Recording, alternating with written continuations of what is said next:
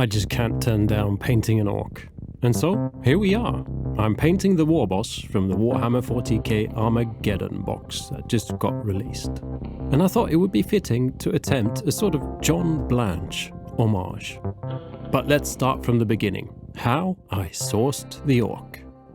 Arvid, who works at my local friendly game store Alpha Spel, he reached out. For the release of Armageddon, they want the whole box painted so that people can visit the store, look at it all and go, ooh, ah, or, oh no, at the prospect of painting all the 61 minis built up from 501 components that come out of this box. I've actually never painted a 40k orc. I love orcs in general, however, and I really like that game store, so it was easy to say yes. The only direction I got for my orc was there needs to be a little orange and a little blue somewhere. Otherwise, I'm free to do whatever. And I had a look at the official images, and I've got to say the paint jobs are terrific, but it's just a bit black, you know, and then painfully difficult checkered patterns to piss people off. And I want to do something else. But what? And the news reached me of the passing of John Blanche. I can only say what his art means to me. That's the great thing about art. It's like a personal gift, you know? Somewhere along the line, metaphorically speaking, art passes from the artist's hands and becomes public intellectual property. It lodges in our minds, touches us, or inspires us, maybe morphing, and becomes, knowingly or not, a little part of us. A part we, in time, hopefully, pass on. For me, the grimmest and darkest vibes, the soul of Warhammer, the soul that can't be lost through commercialism and failed live streams, well, a big part of that is John Blanche's art. The style is a bit rough, with very few colours, notably black, white, red, and a warm yellow ochre. The colours are often compared to the Zorn palette, the Swedish painter Anders Zorn. Let's just say I get it, but also not. But it's a thing now, part of that gift that has been passed on, also turned into grim dark paint sets. Some even have the Blanche name on it. And this is a fun subject, something I ponder, you know, for another video perhaps. How pieces of grim wargaming art takes people's minds to the rather discussed palette of one of Sweden's most famous portrait painters. A palette based on using very few paints, and then curveballs into a commercial venture selling lots of different paints mixed for our convenience. But that's for another day. Let's for now say the Zorn palette is a great start to limiting ourselves, but at times rather, limiting. But what I'm mostly interested in right now is a style. Painting something that to me feels like my grim dark influence, but not only because of color choice. Like a style that comes out of the dark ages, even if we're 40,000 years into the future and there's a big, very big orc pointing a gun larger than most of my other minis. Anyway, my answer to this is oil paints. Don't run away. I guess maybe don't see this all too much as a tutorial on how to do things everyday-like. Instead, more just a video on how things can or could be done if we didn't have so many other voices saying how things should be done. Because painting with only oil paints gives a look, and I really want that for this miniature, so that's what's happening today. If we just have a look at this quickly, this is the basics of my only oil paint workflow. So no oil washes on top of acrylics or anything like that, just oil paint. I use two brushes, one for applying paint, the wet brush, and one for mixing that paint on the miniature, the dry brush. I apply paint with the wet brush rather crudely, sort of like lines or blobs, could be for different colors, as well as darker or lighter paints for shadows and highlights. I then feather these blobs together with the dry brush. When moving about, I make sure to dry off the brush on a piece of tissue, trying to keep the dry brush as free of paint as possible. And there we are. Rather Blanche-looking colors right there. I can go in afterwards and add more paint, but generally speaking, this is mostly a one-shot situation. Adding more paint in hindsight, like say building up a highlight, is kind of tricky as the area becomes too flooded with paint. So this is different, very different to working with acrylics. Everything here is always wet. You can do that wonderful blending and feathering, but the acrylic workflow of painting layer upon layer upon layer is out of the window. and I find it best to start with highlights and midtones, adding the shadows last. Dark paints, they tend to take over, and so I work in reverse order from what I'm used to, whilst mixing the brighter paints into the darker paints. And one has to be careful with brushing around too much, as that will just result in solid grey or brown or something. My oil paint is diluted with white spirit to a paintable consistency. They're too thick straight out of the tube. But it's important to not clean the brushes in white spirit while working, not like we do with water when we paint with acrylic paints. White spirit will act as an eraser. Instead, I just wipe the brushes clean on paper or cardboard. The only time I properly clean the brush in white spirit is when I'm done.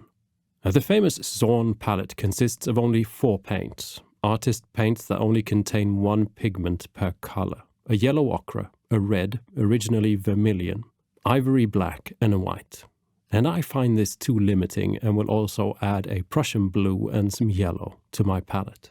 Now, yellow ochre is made from like clay and dirt. Vermilion is sort of based on mercury, so instead we're going to the still toxic but slightly less so cadmium red. The ivory black has its name because it was indeed originally made from charred ivory. Today, it's still charred animal bones, but not elephant tusks. The white would originally have been lead white. Again, a bit too much old-school toxicity, and so we're going for titanium white.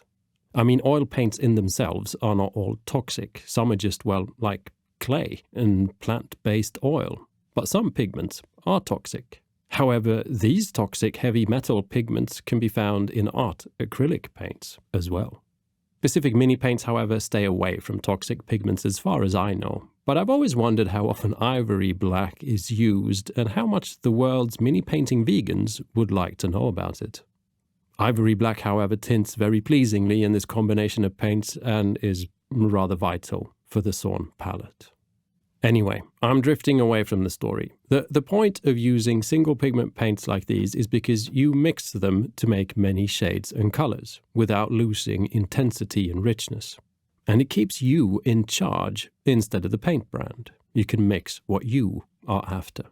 A limited palette like the Zorn palette contains very few paints, as most of them end up in all the mixes, a harmony is acquired. In this case, of the Zorn palette, a rather grimdark harmony.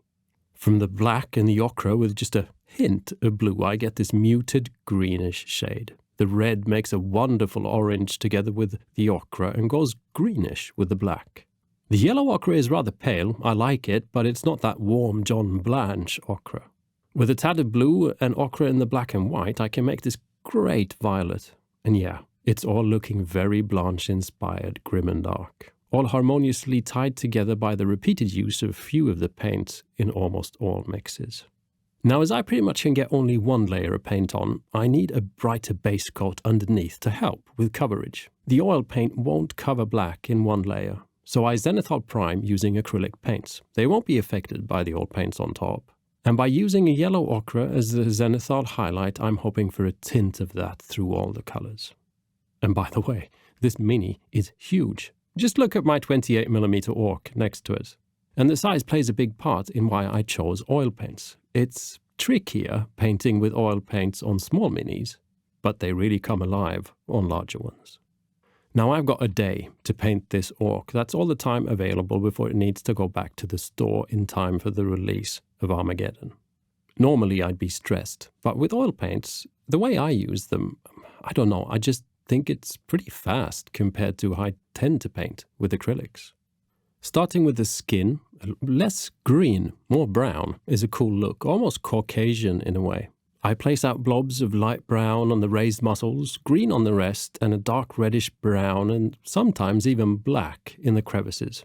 And then I feather the edges together. It's just such a wonderful way to paint. It's so different from fast-drying acrylics, and I totally find myself in a very different, sort of stress-free zone, almost meditative in a way. Violet is no typical Blanche color I've ever seen. I just like it. It's a careful violet tint of grey, really, but enough to bring in some color contrast.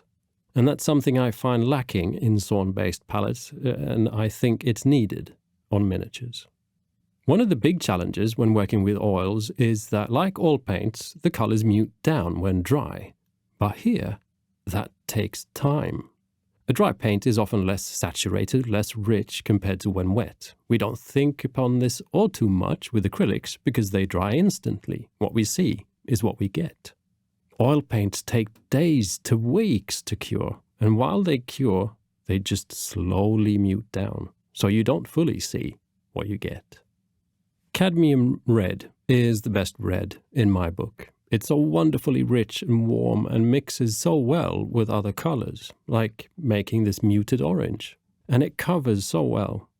They're unfortunately toxic to us and to the environment.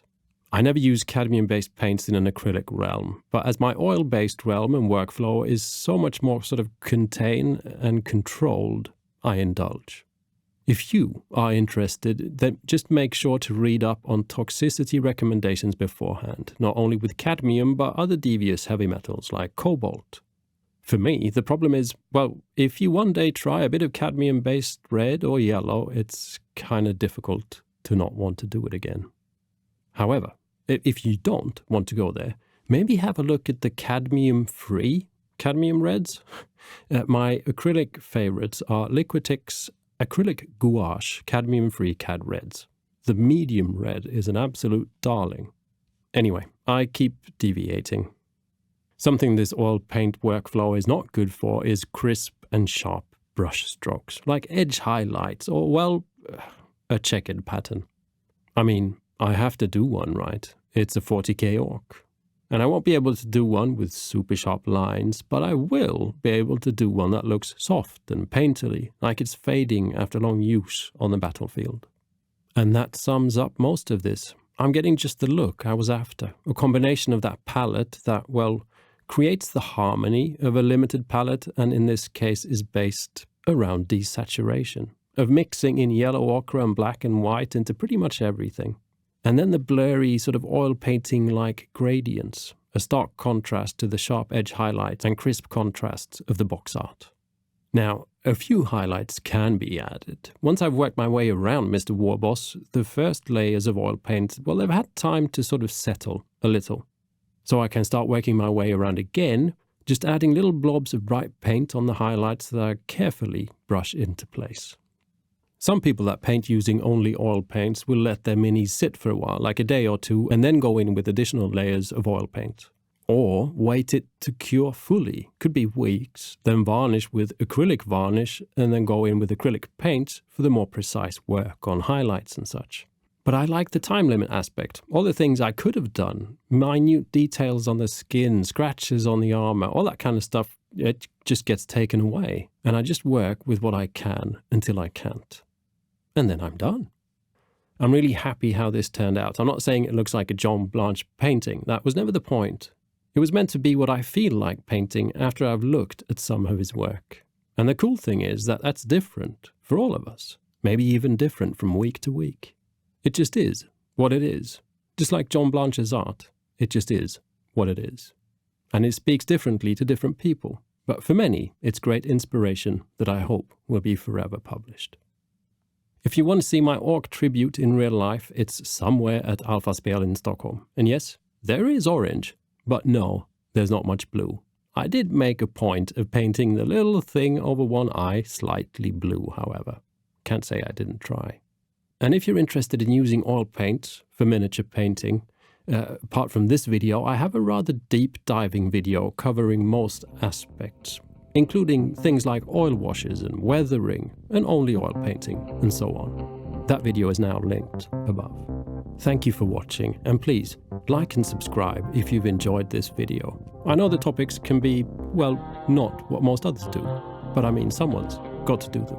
You can also check me out on Twitch for weekly live streams, and of course, support me on Patreon if you would like to support my work on making free-for-all hobby videos like these. See you in the next one. Bye.